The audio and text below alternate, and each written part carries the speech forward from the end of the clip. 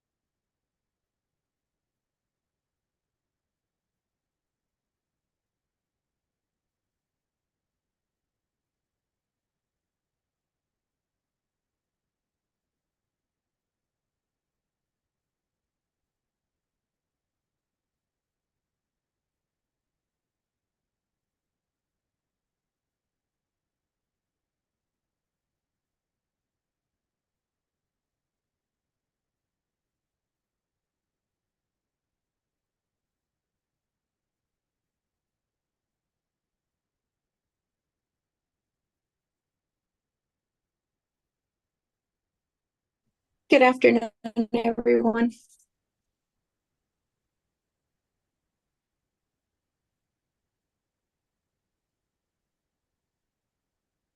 Sound check, can you hear me?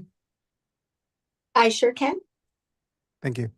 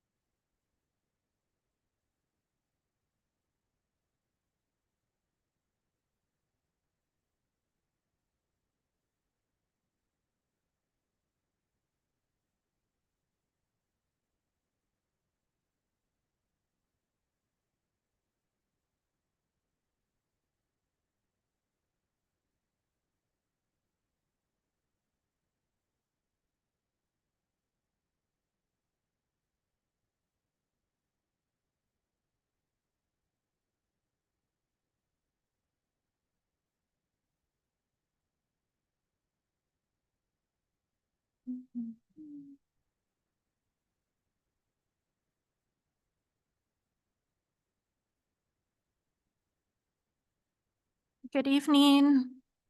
We are about to get started on our August 6th governing board meeting. Welcome. This is Phoenix Elementary Governing Board meeting. At 5:15, I call this meeting to order.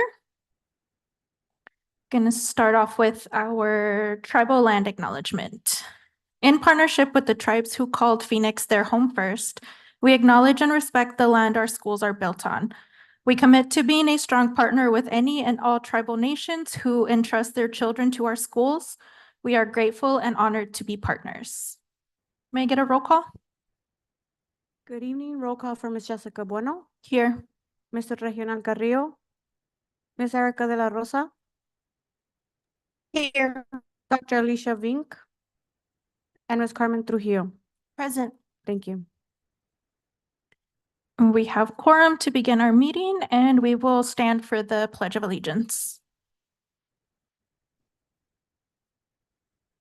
I pledge allegiance to the flag of the United States and to the republic for which it stands, one nation under God, indivisible.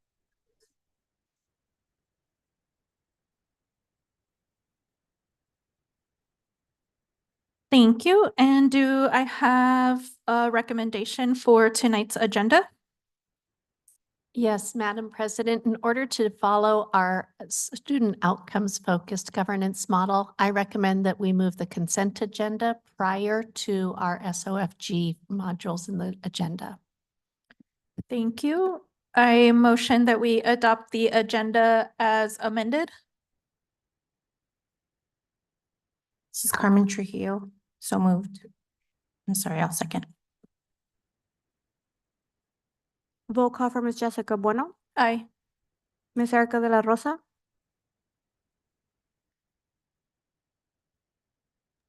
Aye. thank you, and Ms. Carmen Trujillo. Aye. Thank you. Thank you. Next, we have our current event summary, superintendent's report. Good evening, Madam President, our governing board, cabinet, and our community and staff who are present. We're very excited to welcome our new staff, teachers, leaders, families, and of course, our students to the 24-25 academic year. This is already starting to be an exciting year as we welcome new partnerships that are helping to enrich our programs. At our new staff orientation, one of those partners, the Phoenix Mayor's Office official historian Steve Schumacher, helped lead our employees through an historical tour of our district, showcasing our rich history and the important role we have played in the city's growth and development over the past 153 years. Another one of our partners, the YMCA, has helped to ensure that we have after-school and before-school licensed care for all families who want it. They've also worked with us to provide affordable childcare options for birth to 5-year-olds in our district. We think these benefits that we are able to offer, including the affordable childcare, the great atmosphere, and competitive salaries must be working because we started our first day of school with 100% of our teaching positions filled. This is a huge celebration and an appreciation of our human resources team and our payroll departments, ensuring that all our new employees are ready to start and our positions are filled to serve our students. At our back to school rally, we celebrated all our staff with the help of President Bueno. We opened the national anthem sung by our district music teachers, and it was simply breathtaking. We had a number of great door prizes, including children's museum passes, Stanley Cups and Yeti coolers, Amazon gift cards, Visa gift cards, Target gift cards, and a 65-inch smart TV. The highlight of the event, though, was the inspiration nominations. With the help of our Phoenix One Foundation, we were able to recognize 40 individuals across the district who were named as inspirations by their peers. These 40 individuals will be celebrated Friday, August 16th at a night of inspiration, where 3 will be named our top inspirations and receive a cash prize. We appreciate the support of all our partners who helped to make this special event happen. ADM Group, Phoenix Children's Museum, Rytan Construction, Play It Safe Playgrounds, Progressive Roofing, Pueblo Mechanical, Chase Building Team, United Healthcare, and In Touch. In visiting our schools on the opening days, I am proud to report our schools look beautiful. Our teachers have done an amazing job making the classrooms look warm and inviting in spaces that inspire learning for all children. A very special thanks goes to all the people who work behind the scenes to get our schools ready to serve our children. Our grounds crews, our maintenance staff, the warehouse team, transportation, child nutrition, our custodial teams, our MIS department, curriculum, federal programs, payroll accounts, and as I said earlier, human resources, purchasing. Everyone here has had something to do to help make this an exceptional start for all of our children. So thank you. And if you have not yet joined us for the academic year, I hope you will join us soon. We have great staff and great partners ready to welcome your child and ignite their passion for learning. And speaking of a passion for learning, last week, our coordinator of language acquisition, Ms. Mary Lou Gonzalez, was selected to be part of the Arizona Department of Education's English Learner Advisory Council. We're thrilled that her expertise and knowledge is going to be shared statewide to help us bring the very best to our students. Congratulations, Mrs. Gonzalez. And that concludes my remarks. Thank you so much. Moving on to board reports. Do we have any board reports from board members? Ms. De La Rosa? Nothing. Thank you. I just want to share and welcome everybody back to the 24-25 school year. Thank you to everyone who has put in their efforts to open up the school year with such high energy and just making it a very welcoming space. So thank you again. I can't thank HR enough for setting that tone of starting us off on the right foot. So thank you so much for all the hard work that your department has done, Dr. Bowman. And thank you to everyone else who continues to support our teachers, our staff at each of the sites. And as a reminder, yes, we have started school August 1st and enrollment is still open. So please make sure your students are enrolled and in classrooms. And if you have any questions, feel free to call the district, email the district, however you need to contact us. But we are very eager to have your students with us. So thank you again, and we will move on to adoption of our consent agenda. I have a motion to adopt the consent agenda. No, I did. This is Carmen Trujillo. I'll second. Roll call for Ms. Jessica Bueno, Aye. Ms. Erica De La Rosa, Aye. Ms. Carmen Trujillo. Aye. Thank you. Thank you. And with that, our consent agenda passes. And the reason we needed to move it was because we had our governing board operating procedures and we needed that item adopted to complete our board evaluation and a couple of items, just for an FYI. And then we're moving on to student outcome focused governance. Start with our grounding. So if you're not familiar with the governance model that we have adopted, here is a very quick run through of what we are doing. So student outcomes don't change until adult behaviors change, or said differently, when placed in the context of governing, patterns of behavior that are exhibited in the boardroom can reasonably be expected to be found paralleled in the classroom. The intention of the governance framework is to translate existing research and the collective experience of dozens of board members and superintendents into a set of tools that boards can use to identify what's working and what's not working, as well as to track progress along their journey towards improving student outcomes. Next. Here is our governance model with the 6 competencies. The framework is built around the 6 researched informed competencies that describe school board behaviors and the degree to which they create the conditions for improvements in student outcomes. Number 1 is vision and goals. The responsibility of the board is to carry out the vision of the community. School systems exist for one reason: to increase what students know and are able to do. Number 2, values and guardrails. In governing, board members represent the vision and values of the community, and they rely on the superintendent to determine how to accomplish the vision while honoring the values. Number 3, monitoring and accountability. Boards may adopt goals, but the effective use of time monitoring the goals are a skill the board needs to develop in order to hold the educational system accountable. Number 4, communication and collaboration. The board will lead with transparency and include stakeholders in the pursuit of the goals. Number 5, unity and trust. The board will lead with one voice in its pursuit of the goals. And last, our continuous improvement.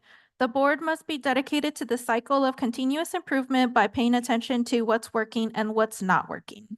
Next. Here are our board goals. As you can see, board goal number 1 and number 2 are focused on our early childhood reading and mathematics. Our 3rd goal, which we will be monitoring today, is around our English language learners. And our 4th and 5th goal is our literacy, 8th grade literacy, mathematics, and literacy. Next, goals should be specific, measurable, attainable, results focused, and time bound. Interim goals are the progress measures for each board goal. So as you can see, I'm sorry, go back real quick. The board goals, you'll see that we started with a specific measure. So we were at 25% and our goal is to reach 40% for our first goal, and we have it time bound. Next. And our superintendent guardrails. The guardrails are to offer the right balance of guidance and freedom to support the work while always maintaining student outcomes in focus. And for our superintendent guardrails, you can see that we have five different ones that are focused on staff, communications, customer service, budget equitably allocating resources, and to focus on mitigating student enrollment barriers. And next, we also have board guardrails that also help the board stay in alignment with student outcome focused governing. And like I mentioned, this evening, admin will be presenting the progress monitoring report on goal number 3 and superintendent guardrail number 5. Thank you. We're moving on to C2, discussion on board target goal number 3.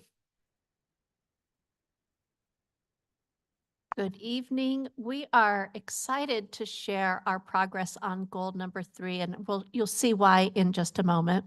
But for our progress monitoring of goal 3, this is our target monitoring, not our interim growth, but this is actually our target monitoring of goal 3. And our goal is that the percent of English learners increasing proficiency levels at least one category as measured by AZELA will increase from 32% on July 2023 to 50% by July of 2028. And so when we look at the next slide, you're going to see why we're excited. Our target goal for 2024 was that we would have 36% of our English language learners moving up at least one level of proficiency. And we hit our target thanks to the hard work of our teachers, our students and their families, and the leaders in our language acquisition department. So this is a huge celebration, and we're very, very proud of this. We did meet our goal. However, you can see when you look at our demographic and our federal programs tables, we do still have areas where we need to continue to work. Of course, even in that work that we need to continue doing, we have growth that you can see. And so even though the exceptional student services is at 27% and they're in the red, they're closer to their target than they were 2 years ago or even last year. The same is true with our African American population, and we've talked a little bit before about the size of the cohort group that we're looking at in this case. So in this case for African American, it's only 15 students. So that's not a lot of students for a sample size. One student can really change the dynamic up or down. But overall, you can see that all of our students are performing at a very high proficiency level. And so I'm going to invite our coordinator of language acquisition, Mary Lou Gonzalez, and our language acquisition support specialist, Sarah Erazari, and our director of assessment and curriculum, Dr. Brant Lloyd, to come and talk a little bit more with Dr. Ailshire and I about the progress that we're making on goal 3.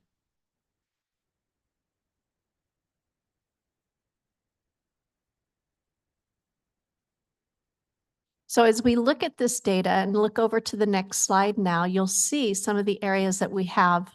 We have our first question from Board President Bueno, wondering how will the strategy to increase capacity at the Newcomer Center be reflected in the budget? And so as a budget question, we have actually built into our formula already that we would have staffing for the Newcomer Center. We're also increasing the number of weeks that our newcomers are going to be present at the Newcomer Center. And we've also been able to increase the number of students that we serve because we've added an instructional assistant to that. And so those are provided for us through our budget that was approved by the governing board in our meeting last month. Our next question, bless you. Oh, do you want to? Sure, thank you. Sorry, I'll repeat that. Good evening, President Bueno, Vice President Trujillo, sorry, and Community, Cabinet and Community. So we're excited for a newcomer program. We're expanding it to include more students. We're going 4th through 8th this year. One piece that I also wanted to highlight is that through the work of one of our regional social workers, We are really trying to hit the wraparound services. So I'll let Sarah talk a little bit about it because she actually started making phone calls to parents, families that are eligible for this cohort, which is already at capacity. I'll let her talk a little bit. Good evening. Yeah, we got to start today, inviting families, inviting newcomers to our program that will start, our first cohort will start August 19th. And I worked with a social worker today to make those phone calls and do the questionnaire. And we found great need. And it was really, really eye-opening and inspiring to see families open up to our social worker and let us know exactly what their needs are and how they're feeling, their journeys to get to the United States, traveling through 7 countries in a month, trying to get, arriving here. And it just was wonderful to be able to make those phone calls and say, hey, we're here for you. We have services. We can offer you support. This is just the beginning because we talked about how this is just a door to open for us to get clothing closets in here, for us to get shot clinics in here, for us to get family and community organizations and activities started for our Newcomer Center and just expand that to all campuses.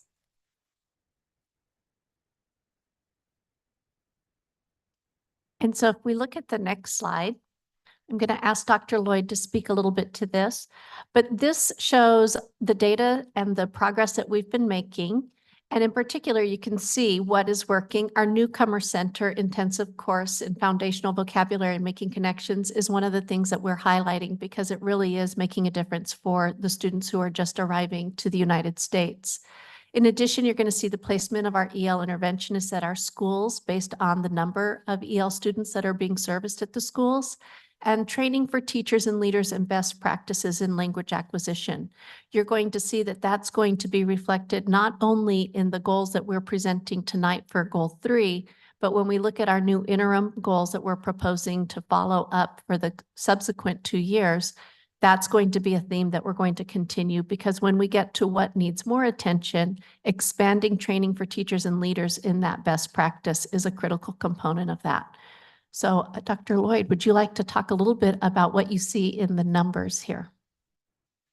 Yes, thanks for having me, President Bueno, Vice President Trujillo, board, and community. So it was very exciting to look at this and to see so many schools improve from the prior year. The coloring is based on the target of 36%. So that's why you see some of the schools like Bethune and Hurd, they improved, but they're still a ways off from the district target of 36%. So they're still in the red, meaning they need additional support that we're working to provide this year. And then we did have several schools that were either close to the target or met. Those are yellow and green coloring there. And you see several schools. We had 1, 2, 3, 4, 5, 6 who improved by 10% or more from the prior year. Some of the schools like Shaw and Kenilworth doubled the percent of students that they had increase a proficiency level from the prior year. So those are all trending in the right direction, and it is a celebration for our district.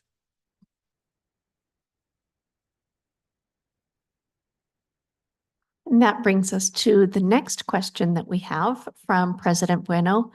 What does the expanded training and best practices for language acquisition entail? And again, I'm going to turn it over to our experts in that area. So this is something earlier today. Good evening, President Bueno, Vice President Trujillo, to our cabinet, our wonderful committee, our community and committees. This has been something that we described today actually in one of our meetings with the principals as sort of a full court press that we're really going to be doing as sort of one of our overarching strategies to support not only goal number 3, but we believe will have ripple effects in supporting everything from our K-3 literacy goals as well as our math goals. Because we know that supporting our students with their language development, be they our emergent bilinguals or all of our students, is a fundamental task for our district and for many of our sister districts at hand. We are incredibly fortunate to have the expertise of such phenomenal professionals that are representing us on ADE on top of everything else. And as you know, we've been talking a lot about the work that we've been doing over the past few years in this area of supporting additional trainings. Mary Lou and her team have been supporting with SEI trainings for teachers that are signing up and really trying to build that capacity. But this year, we're really going to be looking at providing that support district-wide on a number of fronts. But before I don't want to give everything away, I want Mary Lou to really talk about, because this is something that we've been incredibly excited to be discussing in a lot of detail. Yeah, I will speak for Sarah and I that we're very excited for this year of really deciding to move on to have a framework, because Sarah and I have been busy giving different presentations with master teachers, new teachers, because we want to make sure that that message that we're all language teachers and we're all in it together. And it's almost like all hands on deck, because this is how much of an urgency it is.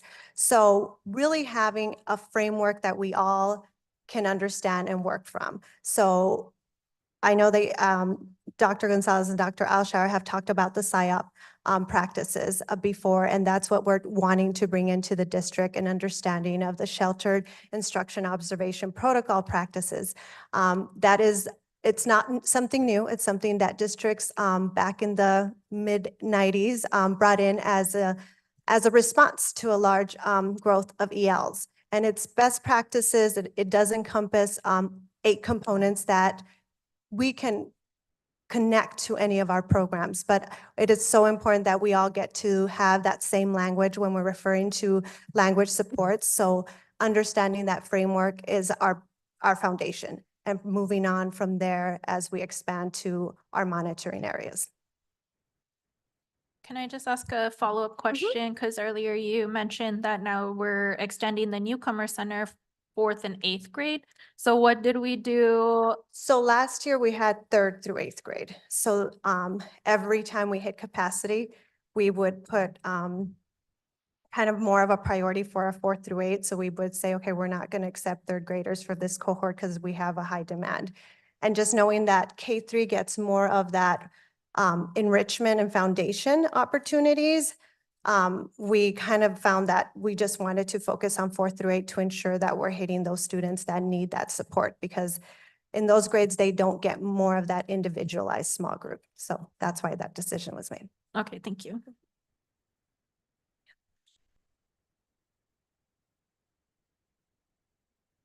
So I just, in closure to this question, I can't emphasize enough how exciting it is to be part of a district that is really expanding sort of a framework district-wide. As Mary Lou pointed out, this is really an opportunity for us to have best practices, shared vocabulary across the district. So which is so exciting to have our district goal number 3 be something that all of our schools are a part of. And we know that the communities that we are now serving are increasingly diverse in terms of the language that they're bringing to our schools. So this is just another opportunity. In our conversations up to this point, we had reflected as a district historically, when was the last time we'd had these kind of conversations and these types of trainings? And it had been well over 10 years since we as a district have really adopted district-wide. These are the things that we're going to be doing, and we know these are best research practices. So we're happy to, again, continue to try and lead the way on what are best research practices that are going to support our students in the most need of advocacy, but all of our students. And we are seeing other districts that are across the nation that are going back to those practices, just to bring back everyone. Just remember, because it's usually, because we kept it as part of our SEI course, even though it wasn't a requirement, we kept a part of it because that's how important we felt it was. And every time that we put it out there and we asked, have you heard of PSYOP? We usually get, no, we haven't gotten any training on that. And then when we give them a quick review, they're like, oh, but I do that and I do that. So it's going to connect, but it's just that reminder, keep doing that and why it's important.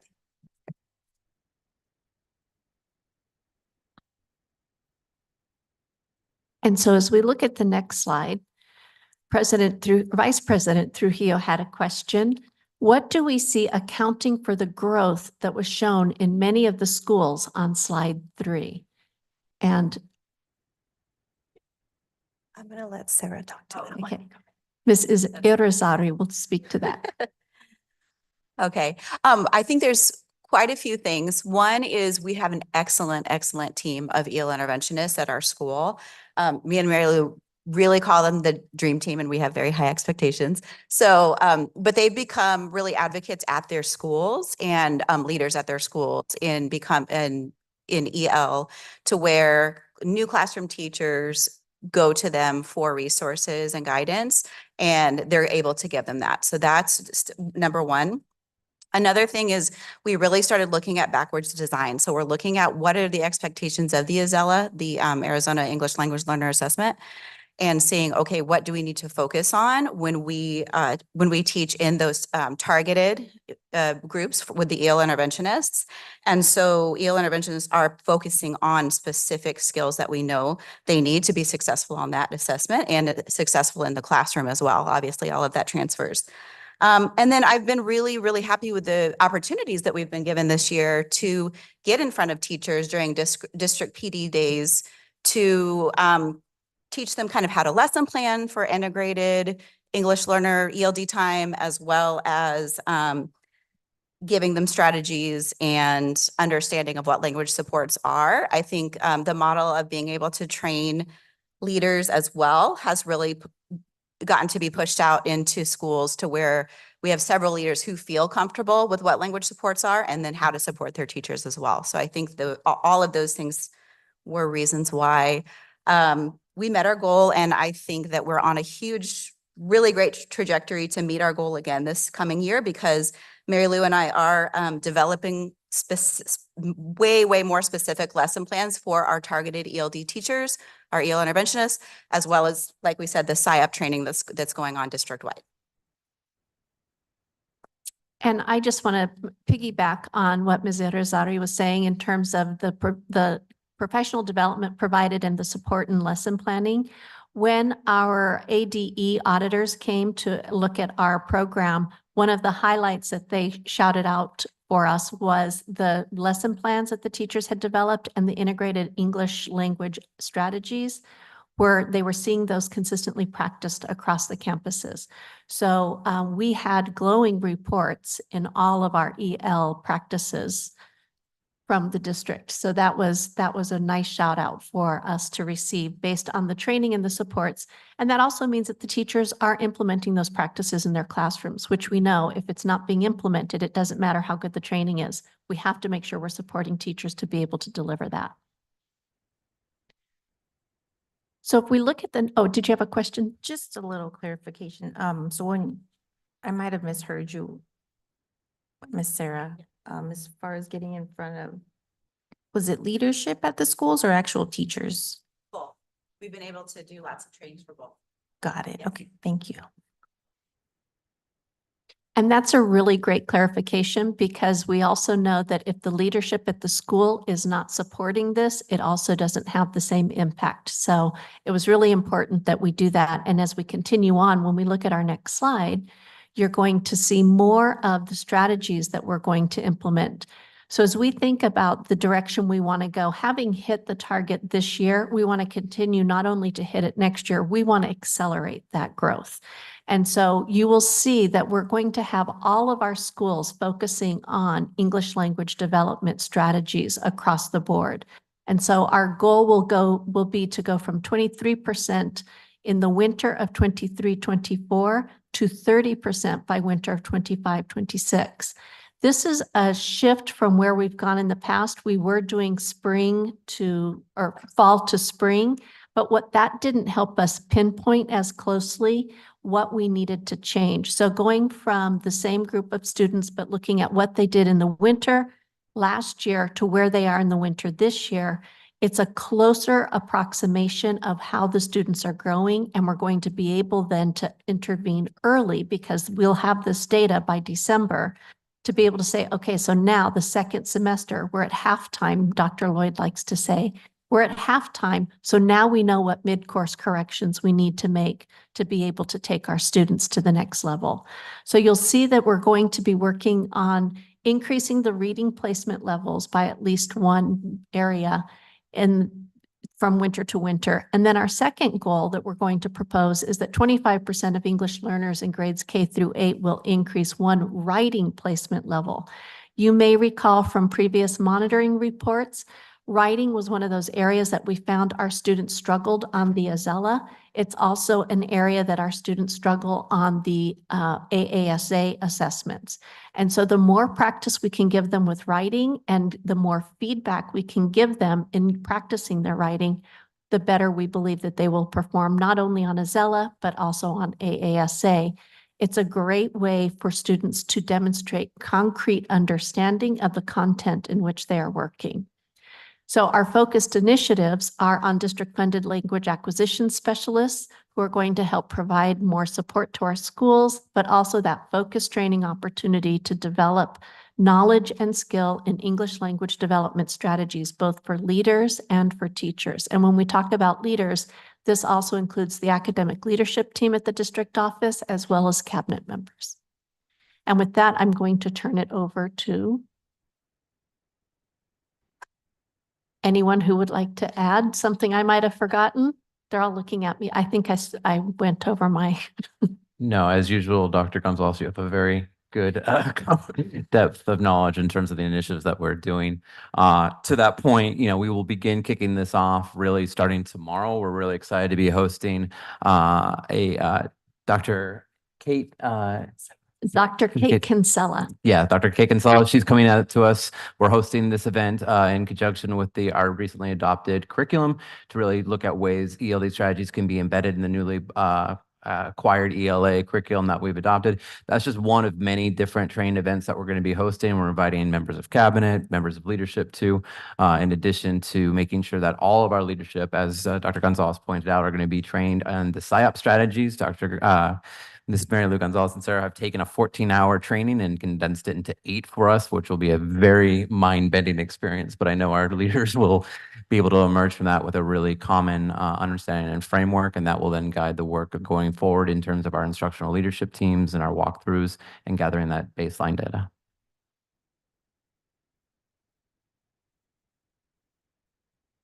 Are there any further questions? Yeah, I think we have 4 and 5 to. All right, so question number 4 is from Vice President Trujillo, specifically asking, how will the writing assessment as an interim measure prepare students for the upcoming Azella assessment? And I will let Dr. Lloyd speak to this. I told Ms. Gonzalez that she could, because I'm going to answer 5.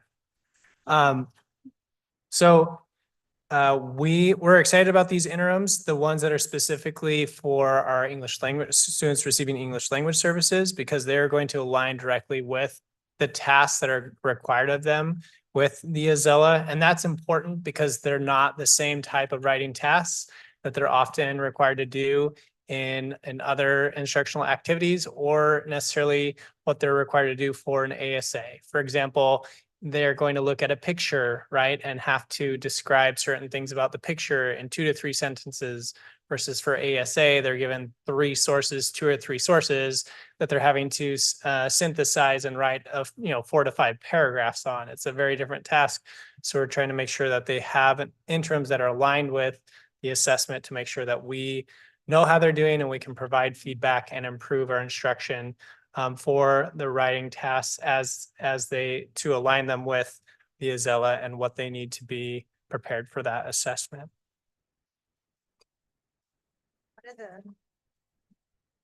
One of the pieces we also found when we analyzed our scores for writing is Azella also has not just the prompt, it has certain questions on grammar, just basics. Those are areas that we're making a point to ensure that our EL interventionists are covering, because our students didn't do so well in those areas. But combined with the writing prompt, we're hoping that that's good practice, because that will also be included in the writing interim.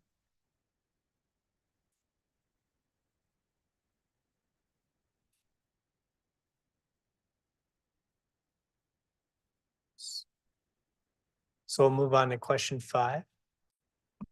So question 5 was from Vice President Trujillo to share associated strengths and limitations the board and community should keep in mind regarding board goal 3. And I really appreciate this question because it gives me a chance to talk a little bit about the importance of how we are measuring and how we are setting that goal. So one of the strengths of that goal is it's not just focusing on, oh, we got to get all the kids to pass the Azella, because for a lot of students that can take several years because they come in and it takes years and years of practice and time to acquire the language, and they have to acquire it with listening, speaking, reading, and writing, right? And so that takes time. And so instead, we're focusing on them improving proficiency levels, which we should see more consecutively, them improving in proficiency levels. So that's definitely a strength of the goal and something that we appreciate a lot about that goal. There's a limitation. One of the big limitations is that Azella actually is administered starting at the end of January. So if you think about the time that we have with some of our students, especially if they're just enrolling with us for the first time this fall, right? We only have, 4 months or half of a year of instruction with them to try and prepare them as much as possible for that assessment and to improve. It's one of the reasons why we're trying to ensure that English language development and acquisition is happening in all classrooms, not just when they're with like an EL interventionist. Also, one of the reasons why it's so critical for us to partner with families, because the more students can be using the language at school and outside of school, the more likely they are to show improvements in their proficiency on the Azella. And the last point that I wanted to bring up, a factor to consider when we're thinking about our timeline for trying to improve in this area, is that the Azella assessment changed in 2022-23. So we're still learning the ins and outs and the best ways to prepare students to provide instructional activities that align more with the assessment so that they can be successful with that end of year assessment. Anything else, Ms. Gonzalez, that you'd like to add? A lot of work to do. But the other piece is, oh, sorry. I was just going to say, we have a lot of work to do in 4 months, but even after those 4 months, ensuring that that learning is still happening.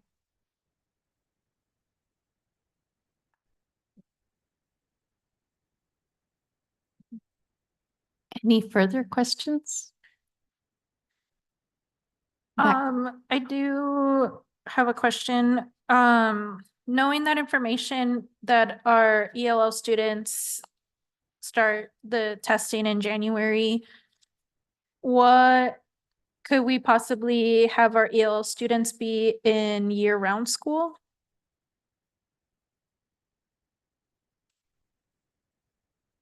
We could, that is a potential opportunity for us. Of course, that would require a lot of different allocation of resources to think about how we could do that.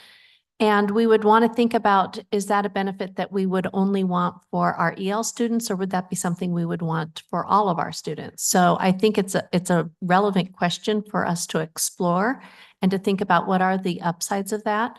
We know that for many families, traveling back home in the summertime is important, but that doesn't mean that that wouldn't be something that we could work around. And so there are different models that we can explore and look at how we can potentially provide something like that.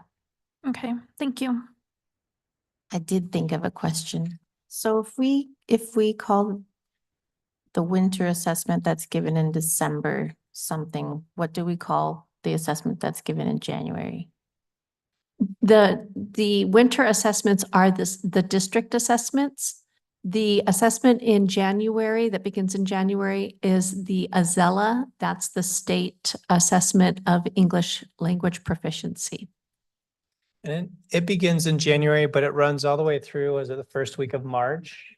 And so they technically call it the spring Azella reassessment, even though, yeah, it can butt up pretty close against some of our assessments. And that's why we are trying to plan them so that we have enough time after an assessment to take action to try and improve our students' proficiency and skills before they get to that Azella. It's like calling August fall semester. That makes sense, but when it's winter, fall, spring, like to me, that doesn't help me. I need to know like more so what month it is, so I just can keep a tight loop on what the data I'm looking at and what changes are happening in different sets. So thank you for the clarification. I appreciate it. That's why I keep the progress monitoring calendar very close to my desk. If there are no further questions, that concludes our presentation on Goal 3. Thank you, everyone. Thank you. Thank you and congratulations. I can definitely see the hard work and efforts everybody put in. And so thank you so much for 30% of our ELL students to move up one proficiency level. That's huge. Our next goal is 39%. Thank you. And C3, I motion that we approve the student outcome focused governance progress monitoring report of board goal number 3. This is Carmen Trujillo, I'll second. Roll call for Ms. Jessica Bueno, Aye. Ms. Erica De La Rosa, Aye. Ms. Carmen Trujillo, Aye.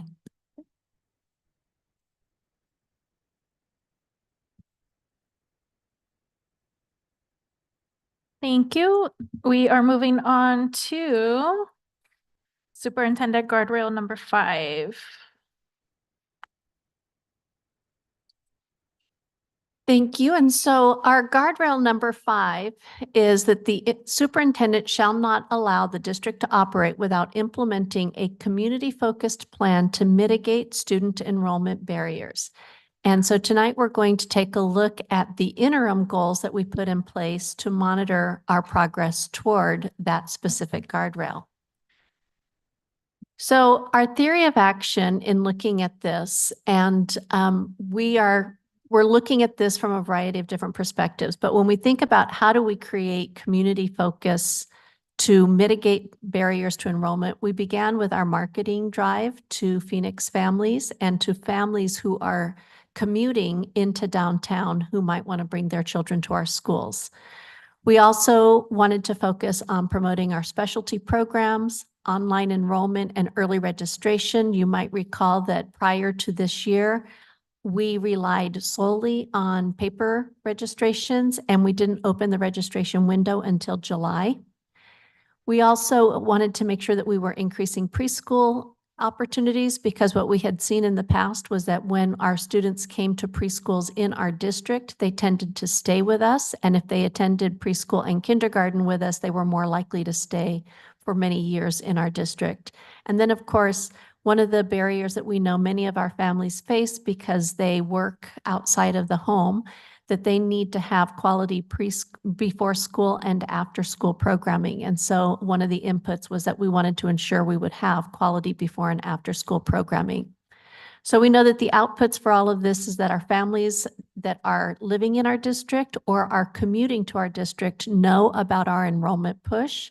They know about the specialty programs, that enrolling in our district is easy and it's immediate for families. They don't like to have to wait if they want to enroll their student. And we also wanted to make sure that the working families know what their options are for before and after school. So those are all the outputs. And then the outcomes would be that we'd have increased kindergarten enrollment, increased multimedia presentations to share with our community partners, thanks to our community relations team, and then increased strategic partnerships. So as we look at the goals that we had created around that theory of action, interim goal 5.0 is that by May of 2024, the district will increase early enrollment marketing and outreach to welcome new families to Phoenix number 1 by creating targeted marketing and community events, including but not limited to birth to 3 entities, increasing our 10-day count kindergarten enrollment from 516 students in 2022-2023 to 560 students in 2024-2025. And so on the next slide, you can see what our current enrollment looks like. And this was actually taken prior to our 10-day counts. This was taken before the start of school. So this was taken at the end of July.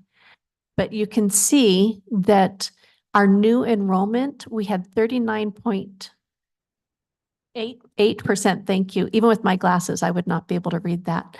39.8% of our new enrollment is reflected in that. And then from our preschool, 47% of the students that are enrolling are coming from our preschool. And then 10% are coming from our Head Start partners. Next slide, please. So here are some of the efforts, and I'm actually going to turn this over to Ms. Baker because she is the person who has been doing all this work to create these opportunities for us to get our enrollment information out there. Good evening, President Bueno, members of the board, our cabinet and community. I'm really excited to talk about some of these efforts. So Dr. Gonzalez earlier spoke about early enrollment through the online system. And so we were able to start that and kind of align all of our other initiatives with being able to do online enrollment. So we had 2 billboard advertising campaigns, and we know that we got about 20 million impressions through those. And I'm we sorry, how also- many? 20 million. Thank you. And then we participated in some community events throughout last school year. So we had one over by Herrera. We had the community come into the Coronado Neighborhood Association home tour and street fair that we hosted here. We had a couple of health and resource fairs at a couple of the school sites. And then we also attended the grand reopening of a community training and education center. And we also worked with the City of Phoenix, local businesses, and Banner to promote Phoenix #1.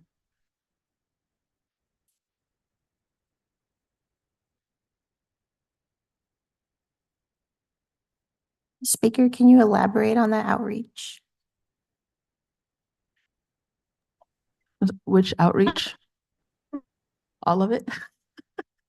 So some of it was proactive, and some of it was people reaching out to us saying, can you do this? So some of it was existing relationships that already exist with the schools, saying, we've done this event in the past. Can we continue to do this?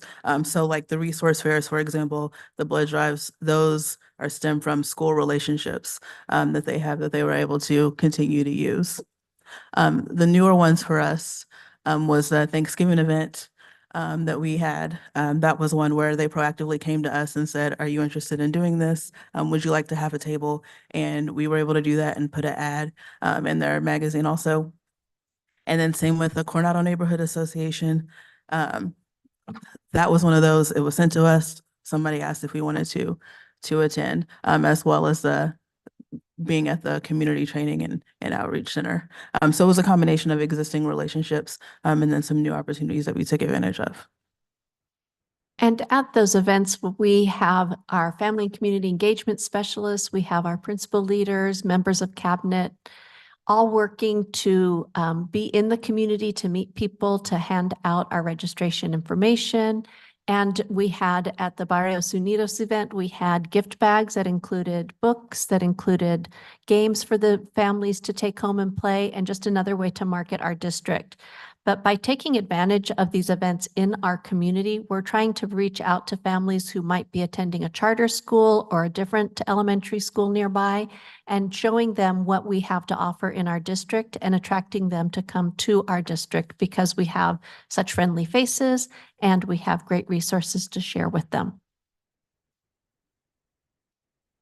I might have missed this part, but did we cover the Banner Phoenix #1 employees outreach? I just want to understand that a little more.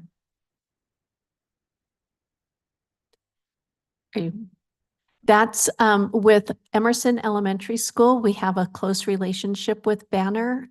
And so we have the mini med school and it's another med school for it's tiny med school. It's little med school. Thank you. Mini med school and little med school. And then in the human resources, they have the enrollment information for people that work for Banner so that they know about the school and can enroll their students with us. And so that's the kind of outreach we're continuing to do to help with the City of Phoenix as well, letting them know that we are openly looking for people who work downtown to enroll their students in our schools this year. Thank you very much. That's what I was wondering. what did that even look like? I'm not too sure what we were doing that. for. It's a multi-pronged approach. But I think having the materials in the Human Resources Department and with the hiring managers so that when they're hiring people, they can share with them. We have good schools right in the neighborhood where we work that you can send your children to.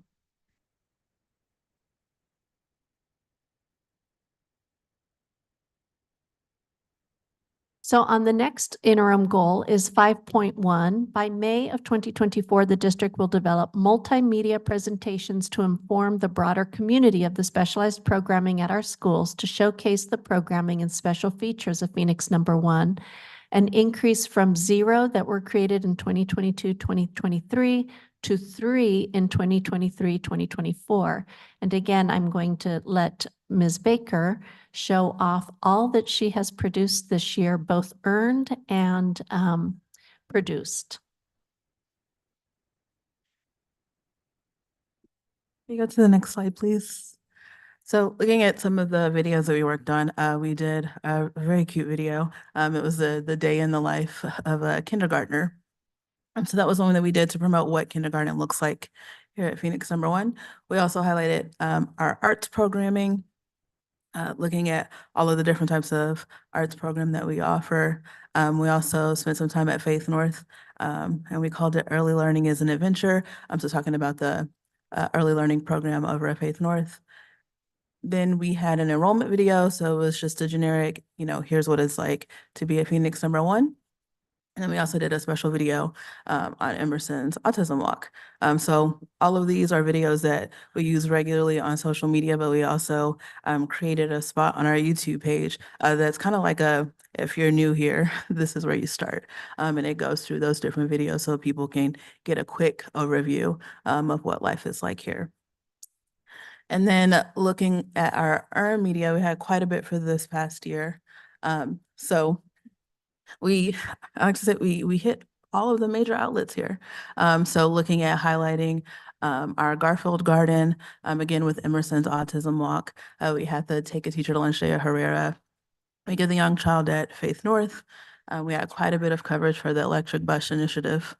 And then we had a couple of stories about the pipe burst at Herrera, as well as a story at Shaw about integrating gardening into the curriculum. We spoke about addressing chronic absenteeism, Reading Across America Day, advocating for homeless students. And then we had Dr. Oz and some NFL players visit Kenilworth. We talked about how we should still learn about telling time with the clock with Cronkite News. There was a story about teachers at Emerson being surprised at school supplies. And then we also did a story about the closing of the iAcademy. So we had quite a bit of range. Most of it was pretty positive this year. But I think that just goes back to us being open and transparent. When they call, we answer, and we try to get them a quick response on whatever it is they're looking for, which really helps us when we want to talk about the nicer stories to have that relationship already. Are any of those videos in Spanish? All of the videos that we did on the left side, all the marketing videos are all in English and Spanish. Thank you.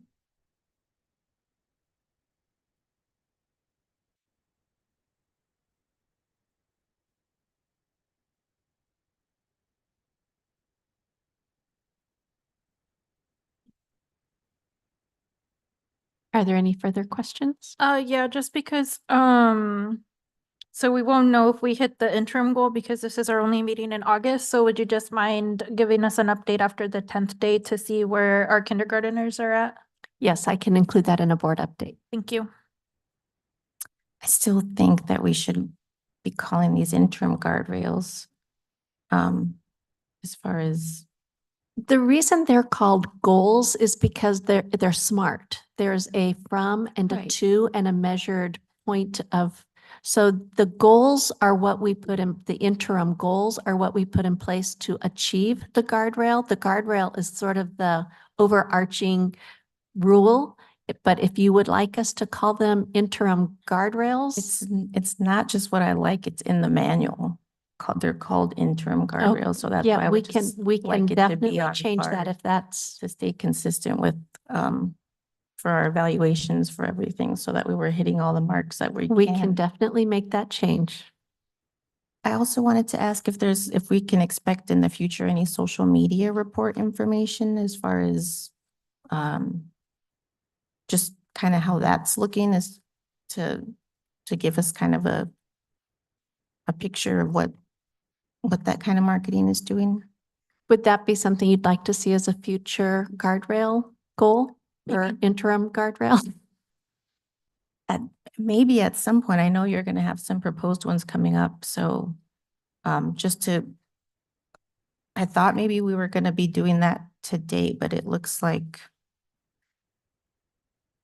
We're bringing the interim guardrails to you in September. Okay. So that's why I'm just kind of wrap my head around, first of all, getting that wording to connect in my head so I know which thing I'm working on and what I'm focusing on, but I guess I don't want to make any suggestions. I just wondered if that was on the table. Do we get to ever kind of see that data to support what the vision was for in putting this guardrail in place? Because that's where part of my participation in that guardrail was coming from, as far as like just an overview of how we really are making an effort to reach out to our community. So I just feel like that might help tie up just questions, constant questions. Yes, we can work on that.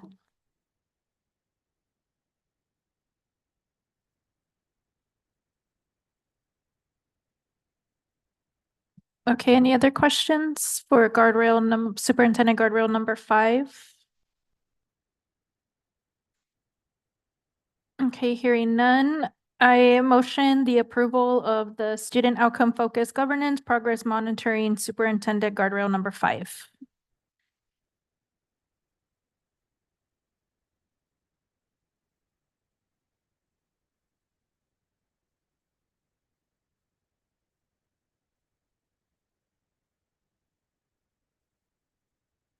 This is Carmen. I'll second. Thank you. Roll call for Ms. Jessica Bueno, Aye. Ms. Erica De La Rosa, Aye. Ms. Carmen Trujillo. Aye. Thank you.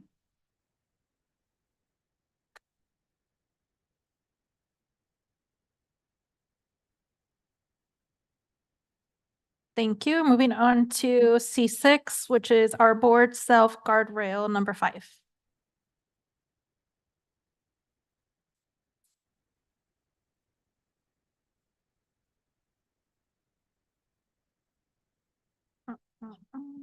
Okay.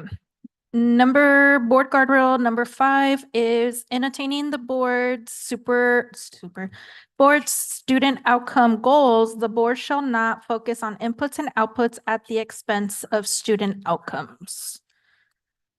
And I think Vice President Trujillo displayed that just a minute ago about not giving direction, but focusing more on the outcomes and not the inputs and the outputs.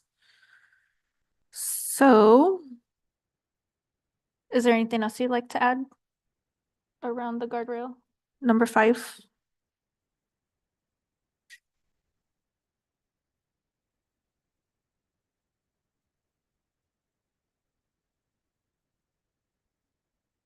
Okay, hearing none, we are moving on to C7, our board self-evaluation. All right, so gonna get my manual.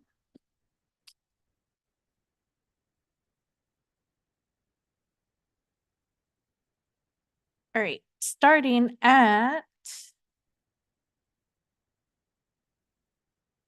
vision and goals, our first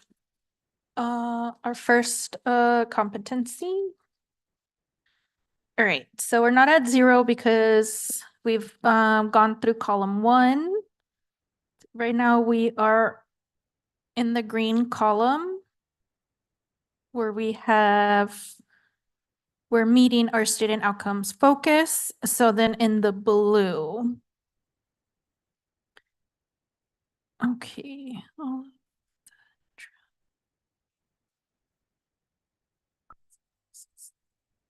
I think we're still missing the root cause analysis for mastering student outcomes. The board relied, oh. Oh. So when staff brought the data to you during that study session, staff had done the root cause analysis in terms of looking at why these were areas that we thought needed to have attention. Mhm.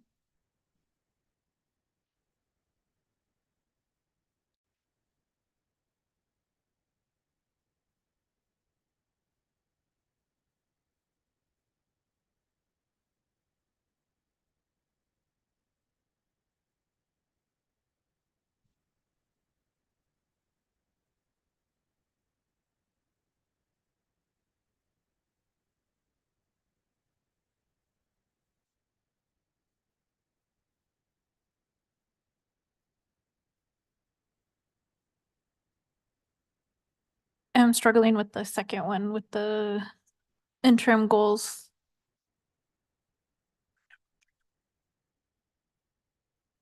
Evidence of correlation between the interim goal and the goal.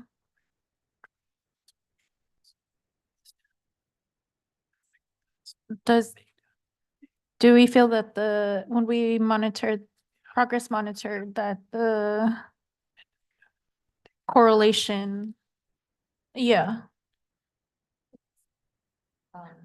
80% the inputs of it's missing.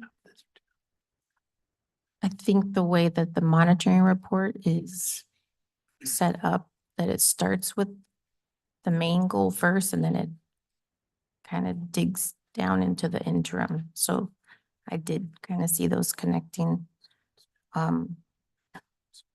But if you're thinking that we should have more of a discussion around that, I can see or that not so much might be missing, but just that I haven't been looking at it like that and asking questions Yeah, directed around that.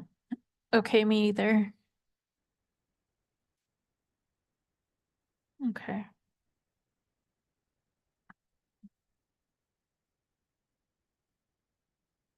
The interim goals. Especially because the interim goals are about to change too. Okay, so then we don't want to move forward until, yeah. Okay, I think I would like to understand more too, how the root cause analysis part we've already checked that box.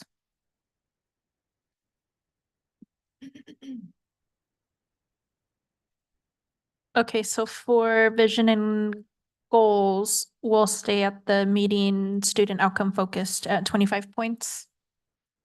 Okay.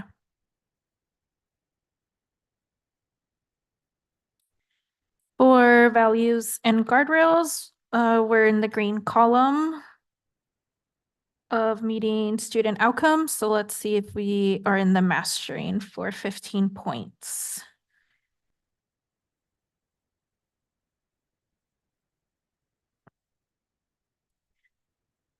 I don't think so because I don't think that the board uses a process that includes student, parents, staff, and community members in a way that leads them to express ownership of the adopted guardrails and theory of action. I know that's one area that we want to start focusing on in September.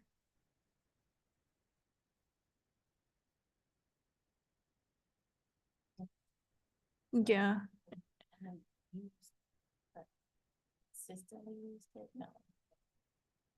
Okay.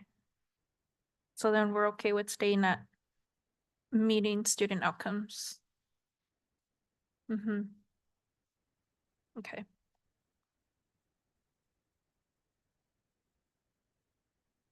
All right, monitoring and accountability, we're at a 0. This is where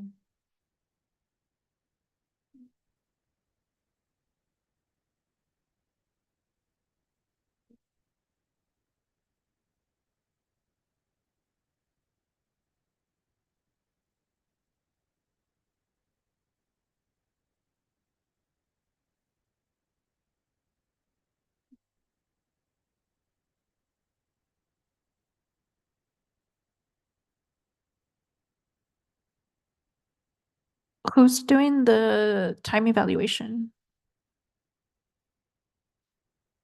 Okay.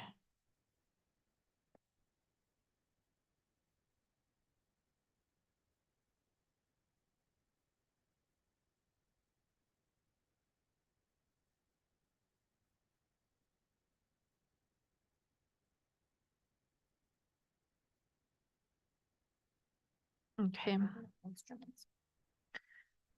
For the time use? Or which one are you on?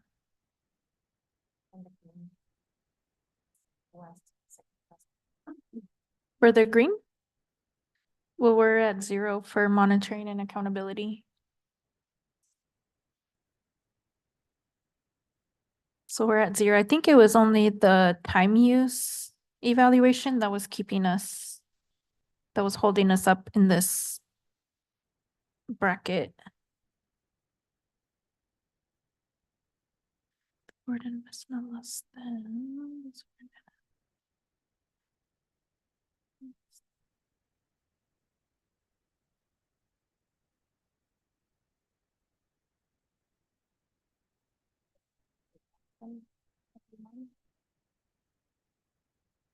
I would think so. Okay.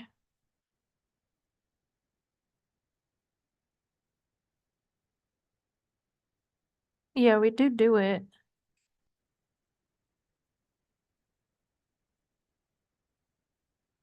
So I guess let's see what's in the approaching. No less than total board. No less. Well, that first bullet point, no less than 10, but our guardrail is 50%. So I feel like we hit that one.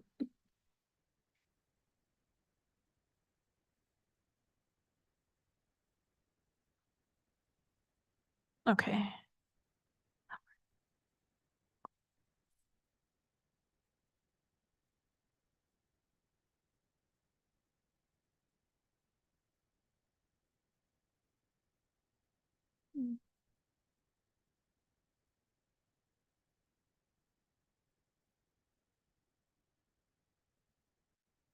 I think my only question is the last one.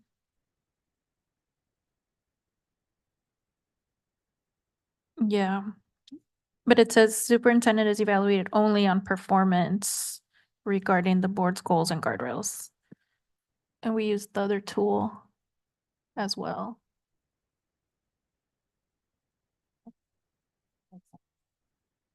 So then that leaves us at 0 because we haven't completed that last one.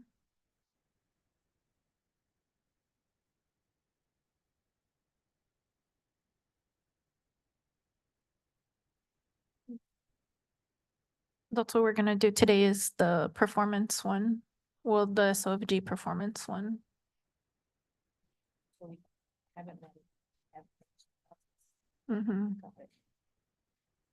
So then after executive session today, we'll meet that item. Okay. So then we'll be at 0. Let me write a note here.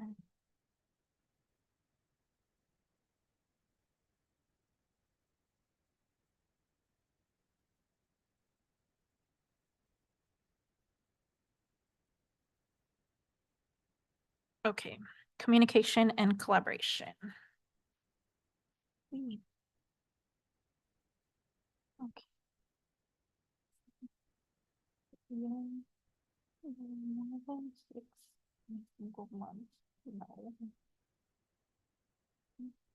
Sorry, if anyone wants to follow along, we're in the manual on pages 5. at the beginning with all the color coded pages.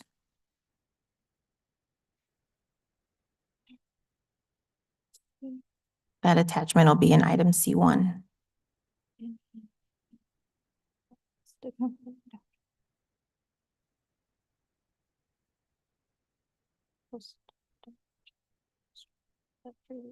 Okay.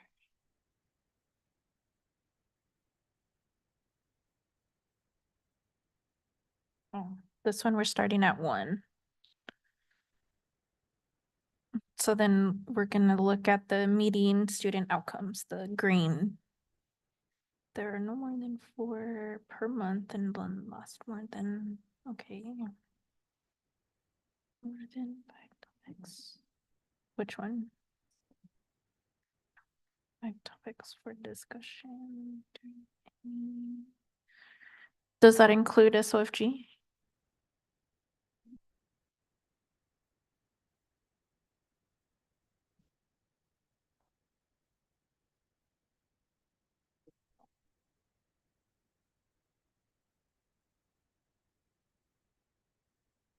Because I think we've been really good on not putting discussion items more than 5 topics. Like they've only been 2 to 3. Ever. Ever. Okay. The board limits its adoption of board policies. Oof, no. Okay, required by law. Inappropriate exercise. Board may notice to, oh. All right, we're at 1. So it's the last 2, because it's the policies and then made no edits to our schedule, our board meetings. All right, let me write this down.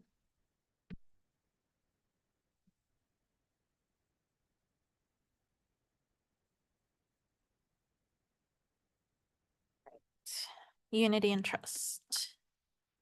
We are at a 0. Okay, we adopted our board operating procedure. So then we should move on to approaching student outcomes.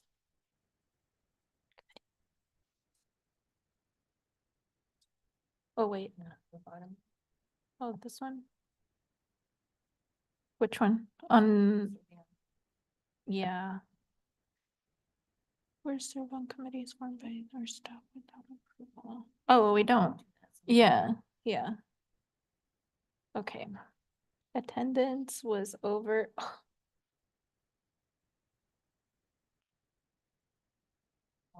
Womp womp. Can't move on. No attendance around here.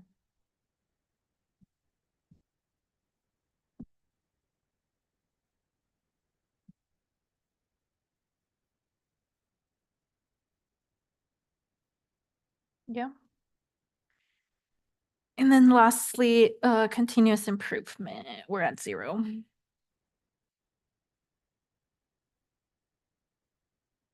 Mhm. I think bullet 3 was what was keeping us. Oh, no, it was actually 4, the last one.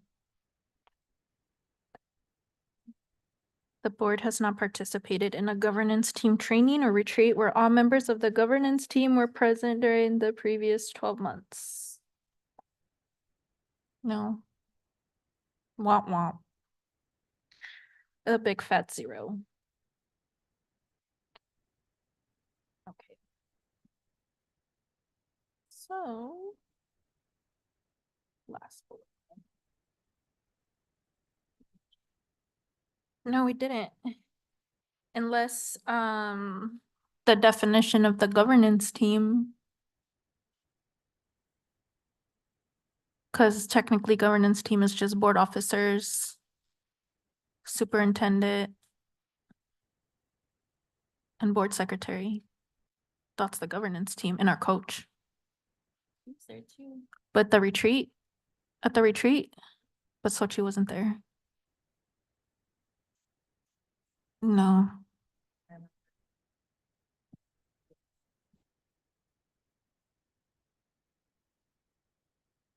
Okay.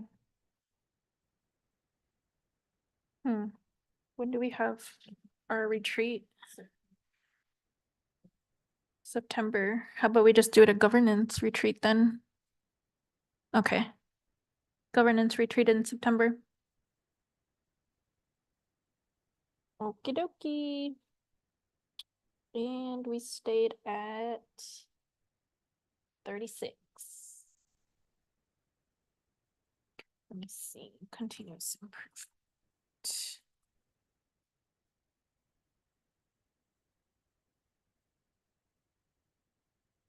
Okay, cool. Okay, our score was 36. We stayed the same. Not till the next one. It'll be on consent for next month. All right. Cool. All right, we are done with our board self-evaluation. We scored 36 out of 100. Not to our own fault. All right, next we have community communications. Any virtual ones? No, we do not have any. Any in person? No, nope. Okay, thank you. Moving on to information and discussion. Discussion and possible adoption of new proposed interim goals. Yes, this is our recommendation for proposed interim progress monitoring goals. You'll notice, unlike the goals that were proposed last year, these are going to be 2-year goals because we believe that the work that we're going to initiate is actually going to take us 2 years to see the kind of growth that we want. And it will give us lasting power to the initiatives that we put in place. So here is, we're going to walk through each of the goals that we have. And so you can see for governing board goal 1, the percent of 3rd grade students with a pass rate on reading per AASA increasing from 25% on August 2023 to 40% by August 2028. Our target for this year was 28. We were at 23. So we did not hit that goal. If you look at the next slide, what we're proposing now is that we continue, our goal does not change. Our goal is the same for 5 years, but we'll be moving from 23% to 40% by August 2028. But what we want to do is look at the percent of 1st grade students in focus schools. And so one of the things we've been talking about is identifying those schools who are performing significantly below the district average and providing more intensive supports to those schools. So what we're looking at is the percentage of 1st grade students in the focus schools being able to perform on track in reading from 30% in winter 23-24 to more than 39% by winter 25 and 26, as measured by district literacy benchmarks. You'll see the same goal for 1.2, except that this is focused on 2nd grade students in those focus schools, improving from 26% in winter 23-24 to more than 35% in winter 25-26. And then as we spoke of earlier, all of the goals that you will see that we're proposing include an interim goal for the teachers employing the sheltered English immersion strategies of scaffolding, questioning, and responding from a baseline that we will have in September of 2024 to more than 45% by May of 2026. So this is that measurement of the strategies that are being employed in the classroom. So this is where we use a theory of action and we think about the initiatives. This comes back to that root cause analysis in terms of what is it that we believe is causing our students to not be able to perform at the level that we would want. And so here are our focus schools, Thune, Edison, and Hurd. And so the initiatives that we're putting forward are more explicit coaching in the science of reading in our K-3 schools, but in particular focusing on the focus schools getting that intervention.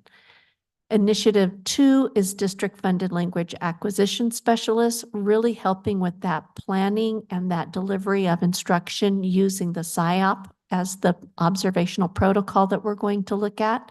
And then also working with our family and community engagement specialists to help them develop and provide monthly academic family events to support families in the focus schools. So as you look at those, that's our theory that we believe is going to help move us forward in that goal.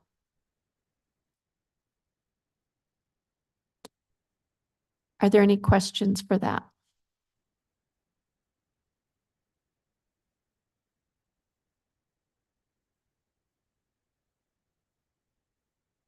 Where's the theory of action? The theory of action is that we're putting forward these initiatives as the initiatives that we believe will move us forward. Okay.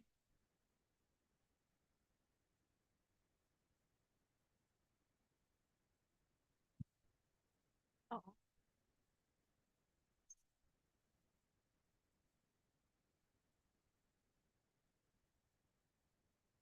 Okay. So.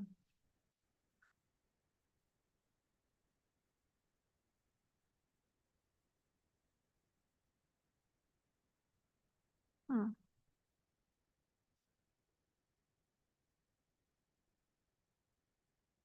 But the theory of actions are the inputs? No, the theory, I apologize. These are the initiatives that we are taking. So when we did the theory of action, when we were first developing the goals, those had been presented earlier. We're keeping the same theory of action, but now we're putting forward very strategic initiatives that are going to be used district-wide and emphasizing the attention to focus schools to help move this forward. So the inputs are those initiatives that we're going to put in place. Got it. Okay. And then if we think about it this way, these are the inputs. The outputs would then be improved teacher knowledge and strategy skill, improved understanding and implementation of SEI strategies or sheltered English immersion strategies, and increased awareness from families of academic supports to help their children achieve in school. And then the outcomes are the goals that we have for each of the focus schools. And of course, the overarching one, our target goal for each of these goals. Dr. Gonzalez, is this the part where you mentioned that with coaching, it was discussed that we've got to be really clear on what the initiatives are? Is that what this part is? Okay. Yes. So These are the initiatives that all of our principals and our teachers will see across the district. However, the coaching will be more intensive and required at focus schools for these 3 areas. All schools will be able to participate, but focus schools will be required to participate.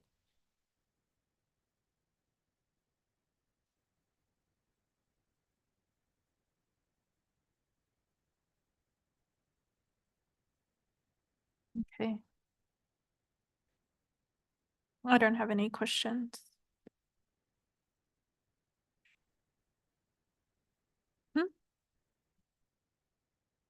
Okay.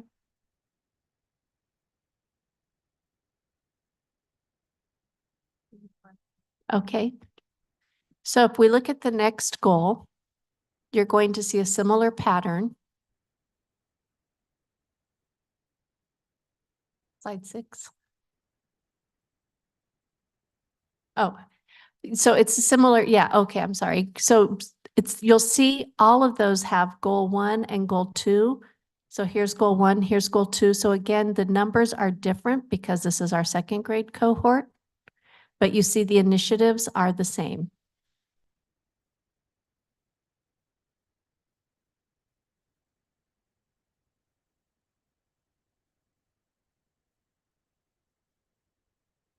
Oh.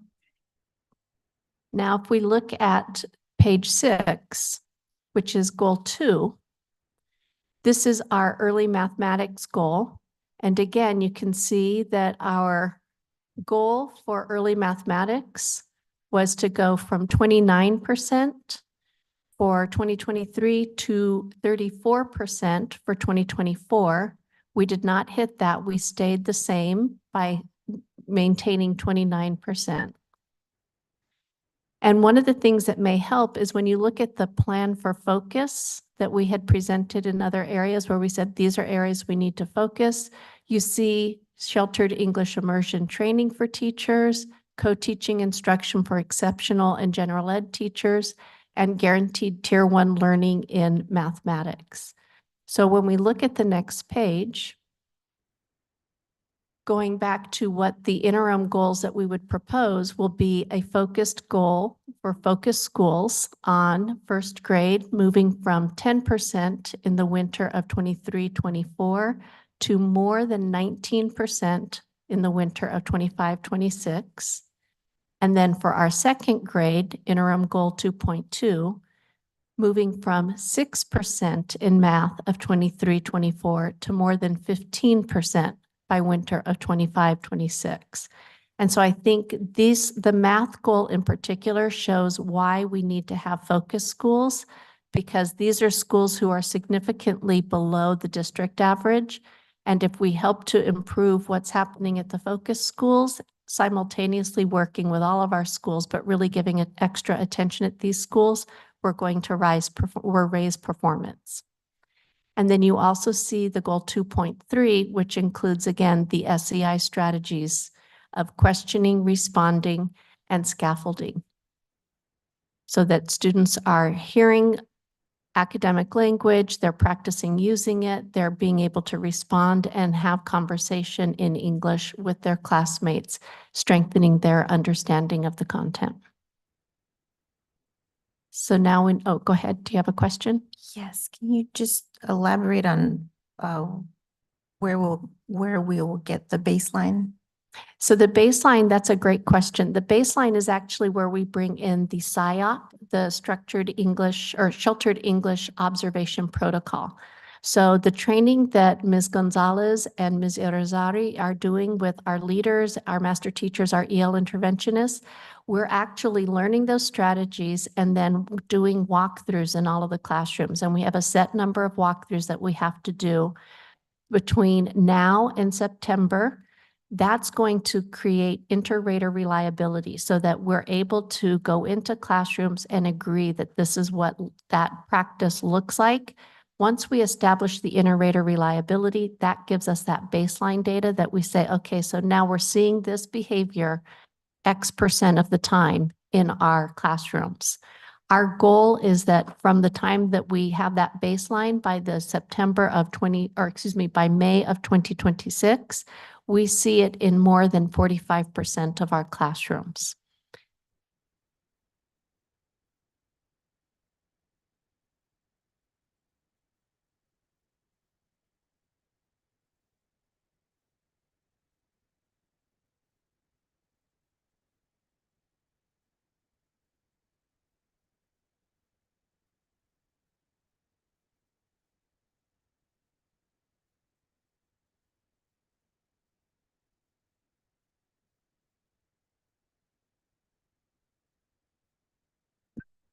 I don't have a question specific to your last statement, but I'm now just thinking if for your superintendent evaluation, it's also based off of interim goals, right? But if these are 2-year goals, then what do we know what the middle goal is? We'll have to establish a benchmark goal from this year to the end of next year, just like we do with our target goals.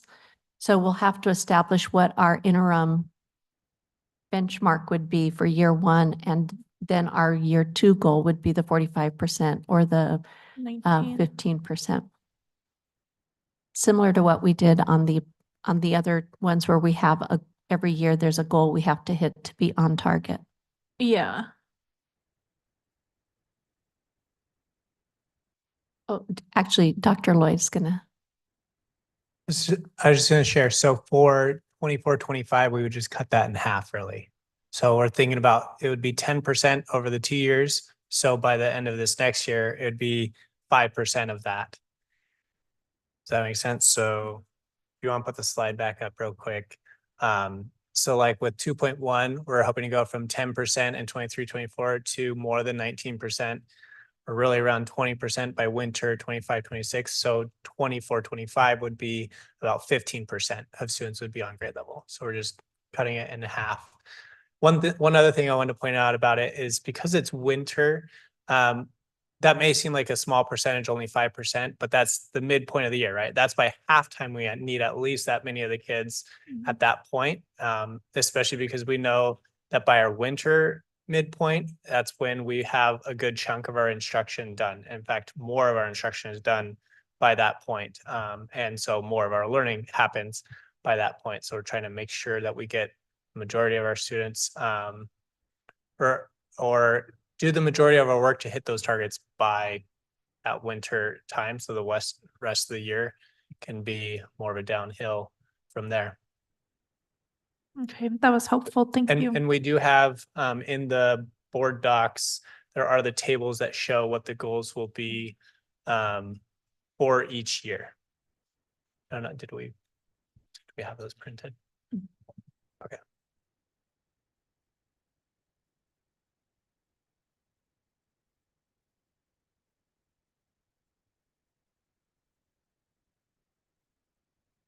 Oh, okay, for focus schools. Got it. The focus schools are highlighted in yellow. All Mhm. other schools are highlighted in the blue. And then there's a district And at the end. Oh, this is goal 1. Okay, goal 2. No, that's. Wait, what?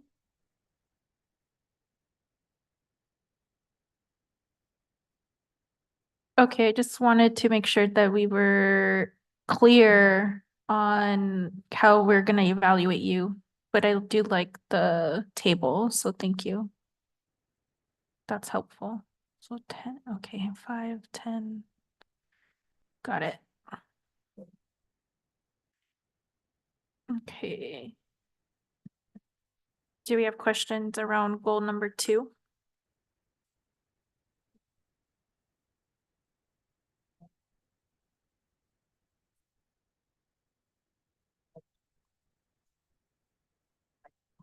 Sorry, I should have put my mic on.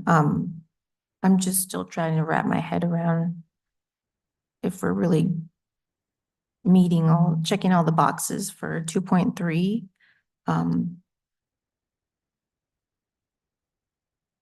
Because it does say we get a baseline by the date, but I just not saying where we get it from is what's, So the baseline is collected from the classroom observations using the I SIOP. remember, I just don't know if I'm okay with saying, yeah, let's do this when it's not listed actually in the actual goal, I guess.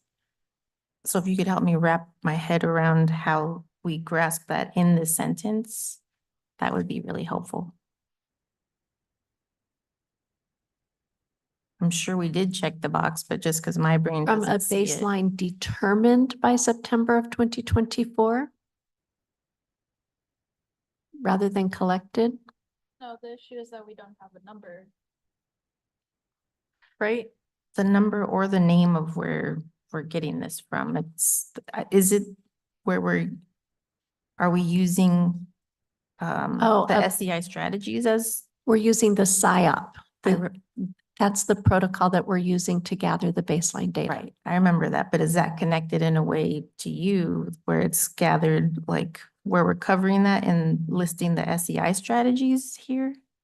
Does that connect those two So we have things?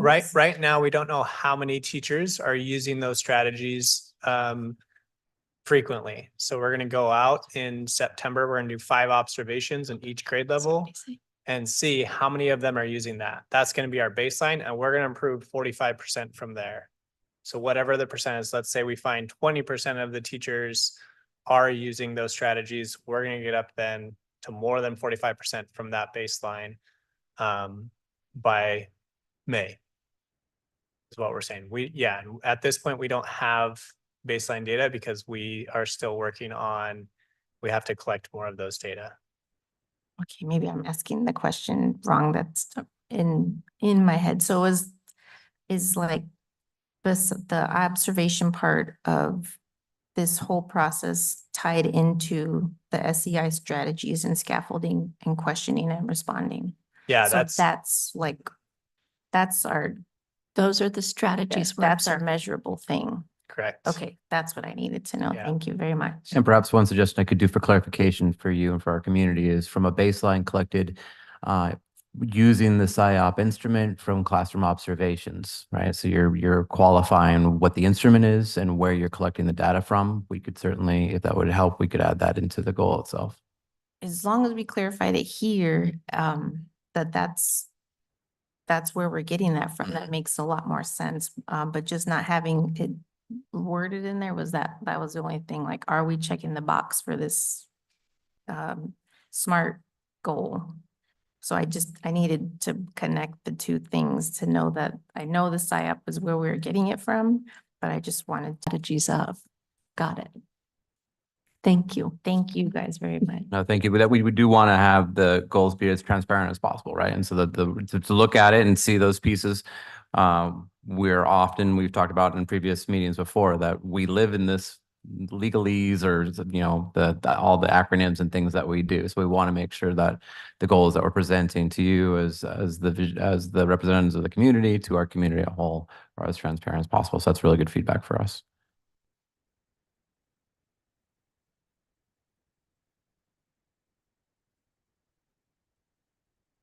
So looking at the next slide again, that takes us back to who our focus schools are and what the initiatives are that we're going to employ. You'll notice that Initiative 2 and Initiative 3 are exactly the same as the initiatives we talked about before. But Initiative 1, because this is a math goal, focuses on coaching and math curriculum training for the K-3 teachers in the focus schools.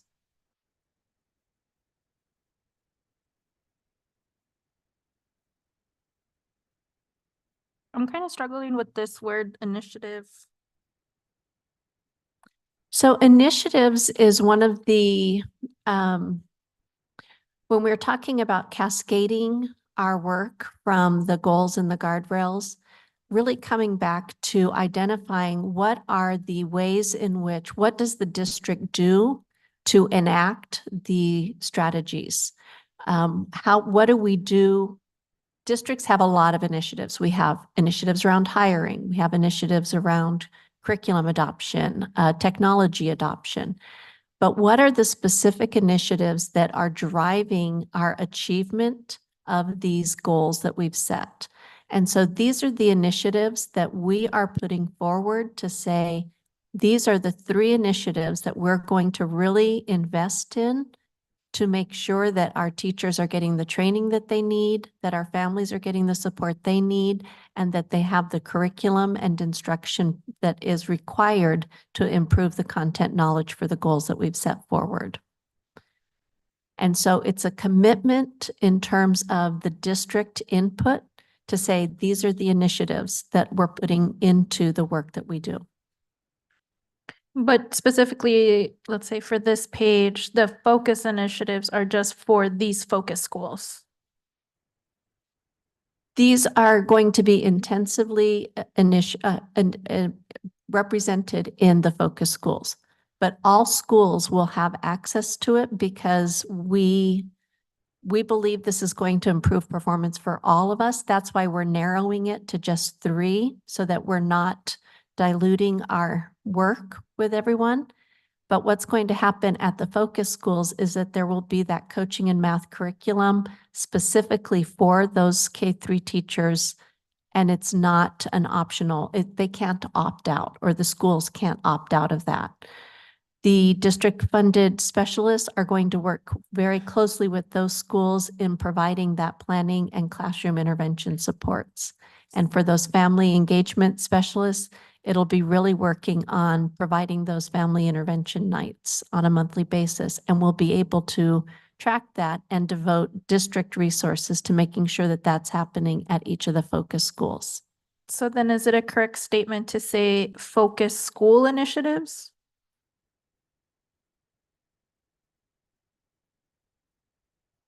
Their district-wide focus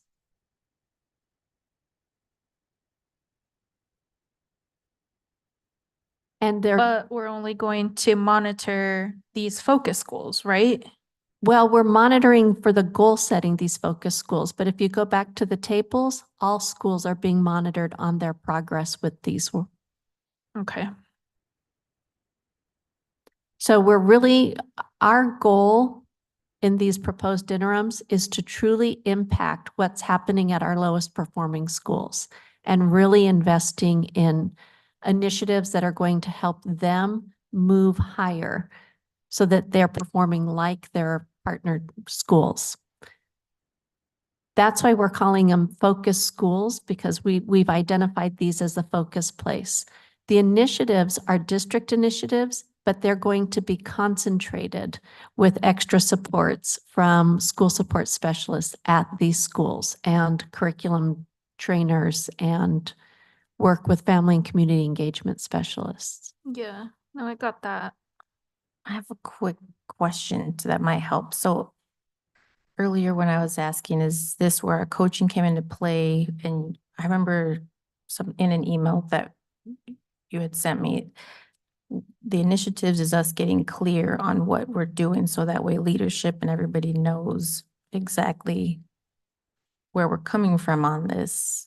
So can we maybe speak to that part so that way it Yeah. makes more sense with why we're having these initiatives? So the initiatives, again, are trying to help everyone know this is exactly what we're doing. We're not varying from this. This is everything that we're focusing on is coaching and planning, EL strategies, English language development strategies, or sheltered English immersion strategies, and the family and community engagement to really, because we believe those three areas, deepening content knowledge and the planning that goes into that, making sure that every teacher has the support to practice and implement good sheltered English immersion strategies, and that families are really focused on that academic family component, that those three initiatives will help to move the needle in terms of getting getting support.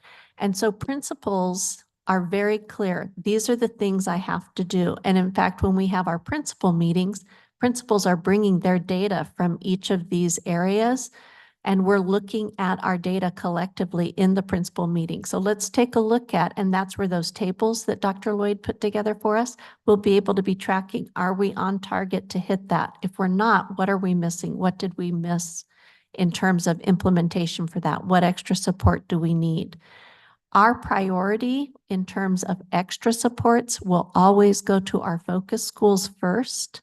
If focus schools are doing well and we have the bandwidth or the resource to help other schools go further too, we'll do that. But we have to be really careful about allocating the resources, including time and human capital, to make sure that the focus schools have exactly what they need to move them to that level.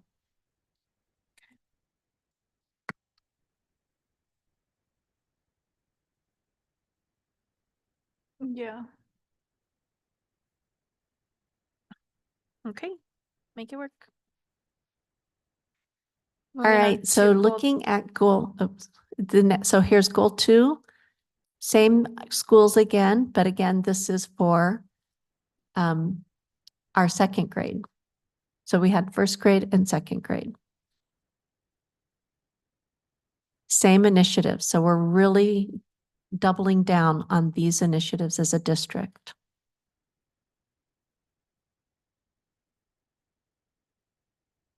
So looking at the next slide, here's goal 3. This is the goal that we met. And so while that's a goal that we met, as Ms. Gonzalez said, we have to continue to do this work and continue to get even greater results for our students. And so that's where we're bringing in that SEI strategy. So no one school is a focus school in this area. All schools are getting this attention, but focus schools will have more intensive intervention through the content in their K2 math and reading, or in their 6-7 math and reading in the middle years. So if we look at the next slide, here's the English proficiency goal, which doesn't change. But the interim goal is that we're still working to improve the K-8 learners' increase of at least one placement level in reading from 23% in winter of 23-24 to more than 30% by winter of 25-26. And then the interim goal 3.2 will be English learners in K-8 increasing at least one placement level as measured by an AZELA interim writing assessment that will increase from 25% from fall of 24-25 to spring of 24-25. So this is a 1 year because we don't have other data to be able to make a prediction for what it should be going forward. This will be a goal that helps us set what the goal should be going forward.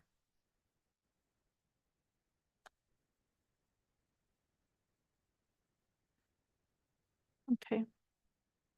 On the next slide, we move into, again, the interventions that we're talking about.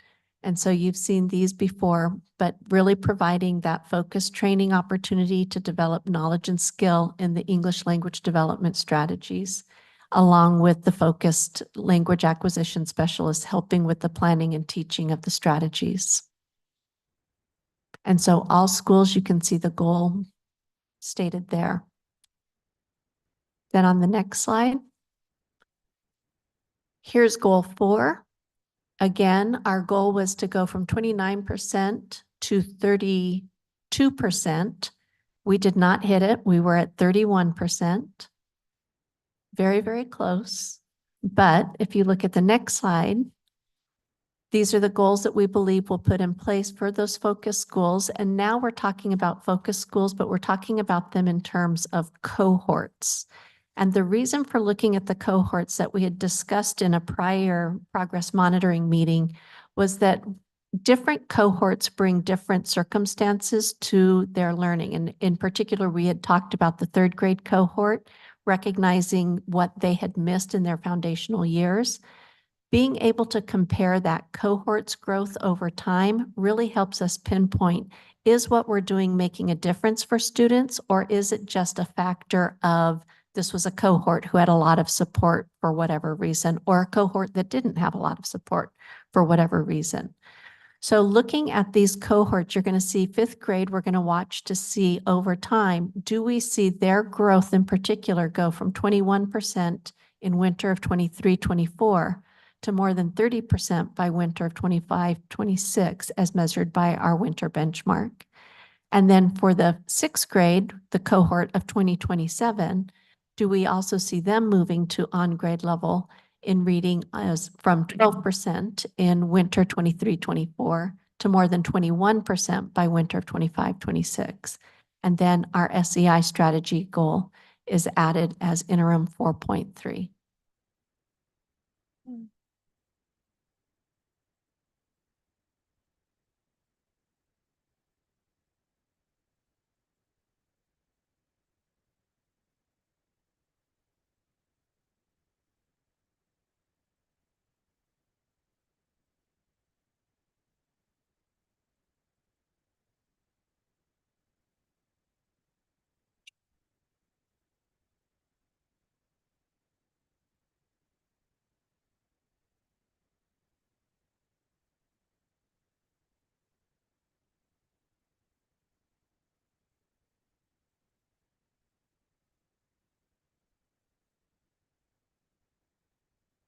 Questions?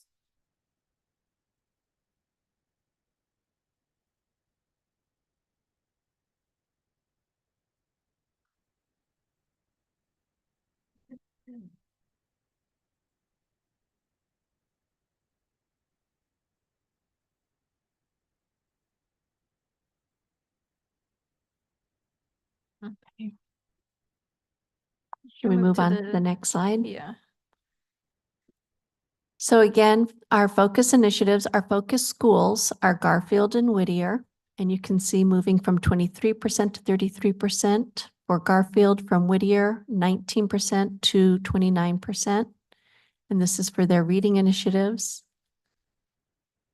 And the same kind of a focus, but now initiative 1 is on coaching and middle grades literacy training for 4 through 8. as well as the support in language acquisition strategies for 4 through 8, and then the family and community for all students. Looking at goal 5 or grade 5, similar. And so again, the data and now grade 6. Oh, grade 4 and 5, sorry. There's grade 6 going from 7% to 17% and from 17% to 27% for Garfield and Whittier. Those are the 2 focus schools.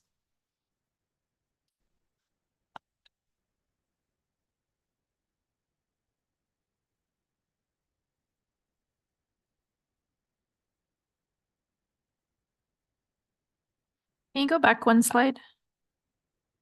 Another one? Okay. Did you say 4th grade? 5th and 6th. Oh, the training for EL strategies is 4 through 8. Yeah, okay. I got Grades that. 4 through 8 will be receiving that intervention. Okay. I thought you had said that the focus schools were 4th grade. If I did, I apologize. They should be 5 and 6. Okay, because I just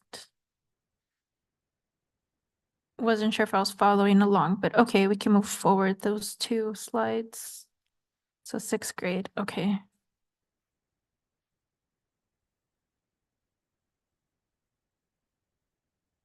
And then looking at goal 5.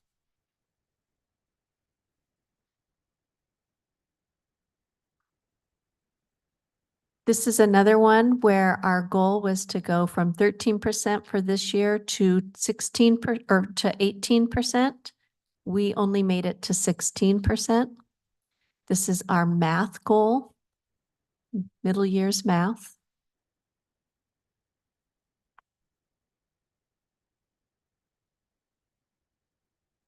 And so if we look at the next slide, we want to continue working from that 16% to get to 38% by August of 2028 for our 8th grade students.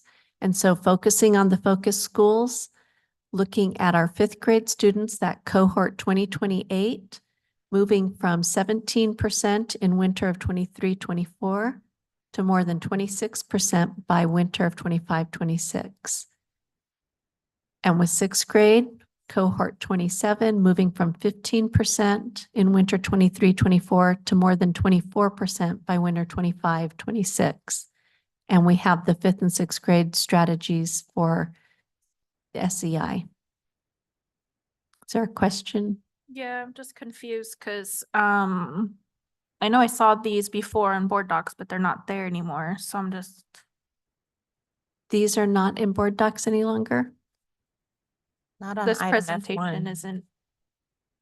Oh, So that's why I was like, I know I saw this before and I was trying to. And I've been struggling to go Reference. back, yeah, from one to the green one, but that says. you have it in hard copy there?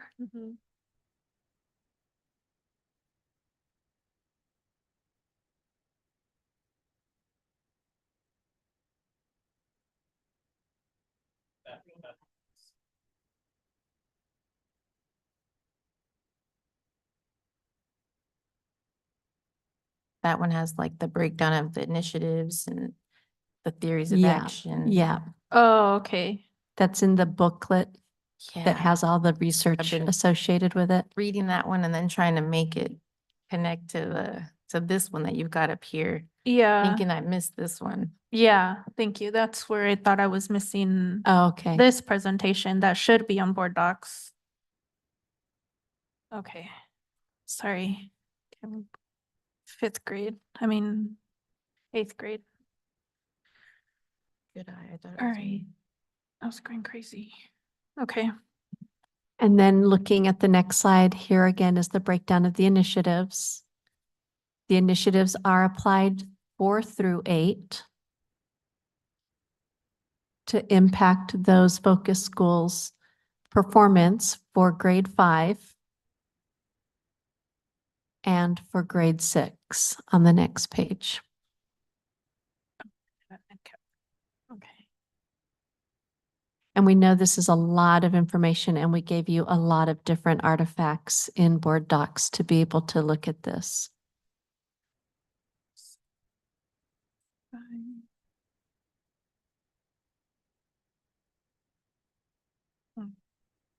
Okay. Oh, there's the baseline. The last one. All school initiatives. Okay, I guess I jumped ahead to the all school initiatives. I should have looked at this before I asked the question.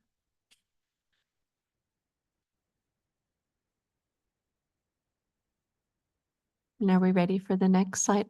Mhm. So here is the next slide, and this gets to the question we were talking about earlier in terms of what will we be measuring in the classroom observations. So here is the all schools focus for interim goals 1.3, 2.3, 4.3, and 5.3. And specifically looking at those scaffolding and student response behaviors, the clear learning objectives, language objectives, clear content objectives, teaching of key vocabulary, strategies that help students build connections, strategies that deepen understanding, questioning that promotes deeper thinking, grouping that invites student discussion with each other, multiple opportunities for students to practice what they are learning, clear and specific feedback on the outputs. So students are getting feedback on what they are producing, making sure that there's wait time that allows students to prepare and respond, and then sentence stems that encourage full participation. So those are some of the behaviors that we'll actually be looking for when we're observing in classrooms.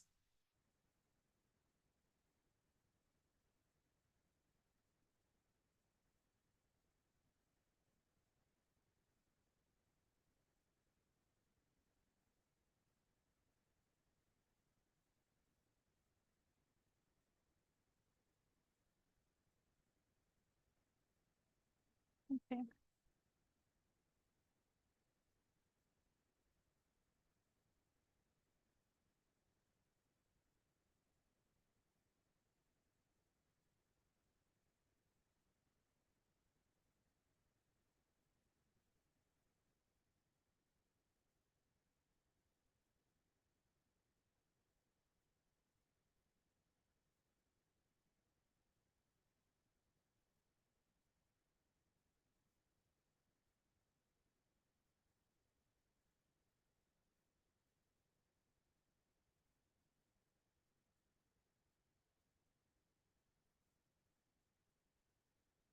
So tonight, we're just adopting the interim goals, right? That is what is being requested. But then on the green sheet, the goal number one is not goal number one, it's goal number one based off of this last year's data. So it's, So We we were- shouldn't be, it should still just be what the so keep it what the original. original was. Yes, We can change that. thank you. Okay. So we'll change that. We're adopting the interim goals. When we progress monitor, you guys already put all the data, so we'll be able to see how all the schools are doing. Yes, Okay. so part of your report will show focus schools highlighted specifically, but then you'll be able to see all schools as well. We Okay. know that it's important for us to track all schools' performance, but we are particular for the goals. We want to focus on those schools very intentionally. Mhm.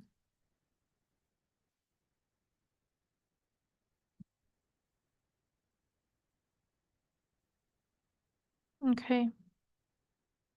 So because these are, the interim goals are 2-year goals. So then we wouldn't adopt new interim goals till 26, 27. Yes, although if you'll recall in 3, we have a goal that is 1 year because we're trying to gather the data. So we will have to adopt a new goal in 24, 20, or 25, 26 to be able to take that to the next level.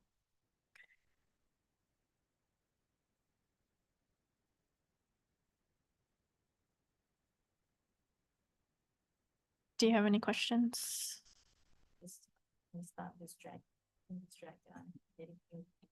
Okay.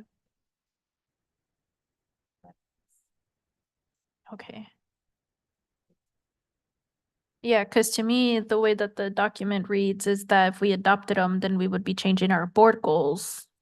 Right, and the board goal shouldn't change it. It's the same output that we're looking for across the board. Okay. And we'll go back to what the original was, so we can see that progress. Okay, thank you. Okay, any other further discussion? Okay. I motion that we adopt the new proposed interim goals.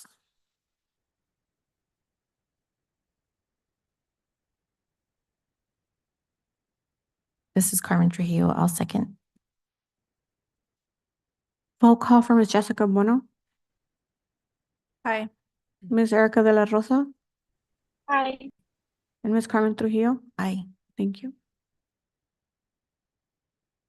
Okay, thank you. We are moving on to item G1, executive session. The governing board may convene an executive session pursuant to ARS section 38-431.03A1 for the purpose of evaluation of the superintendent. So I motion that we adjourn to executive session. Carmen Trujillo, I'll second.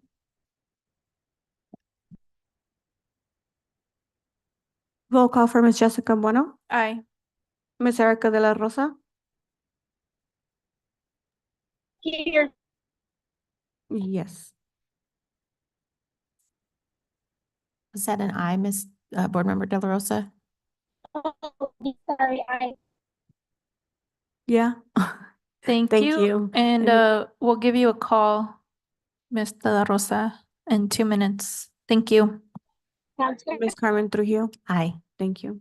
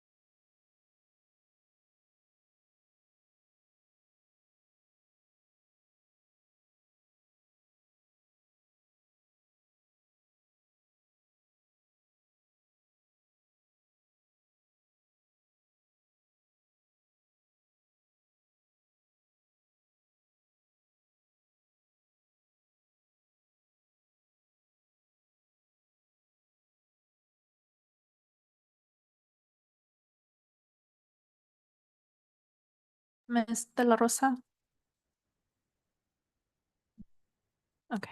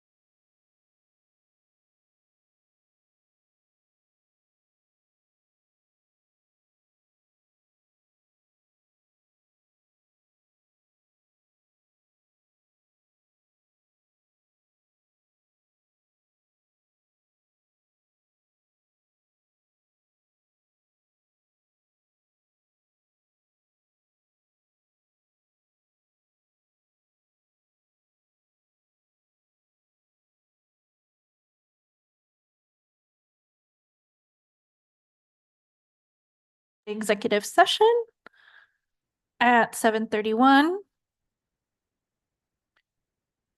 And we have an action item.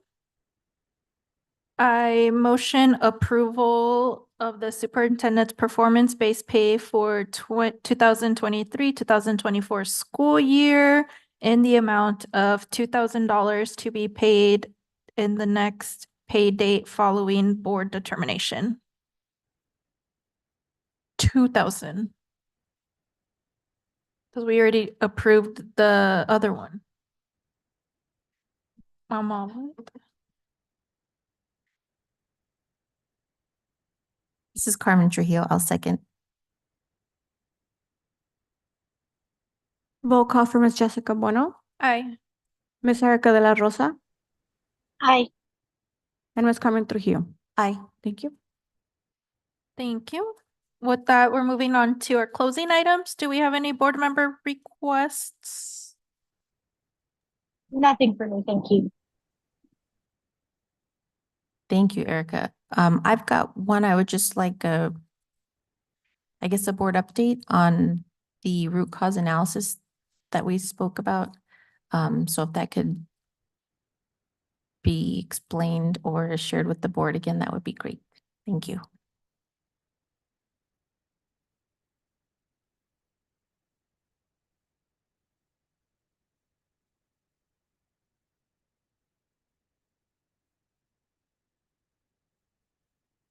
Okay, do we have any future agenda items?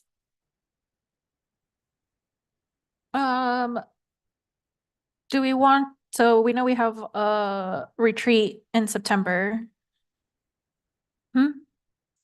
Yeah, but do we just want to make one of those board meetings start earlier for the retreat and then just keep the meeting instead of having 3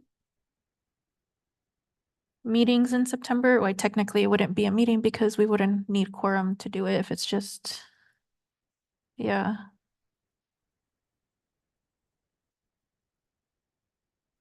Which one? Okay, so then why don't we plan for the second meeting in September, September 24th. September 24th? Yes? Okay.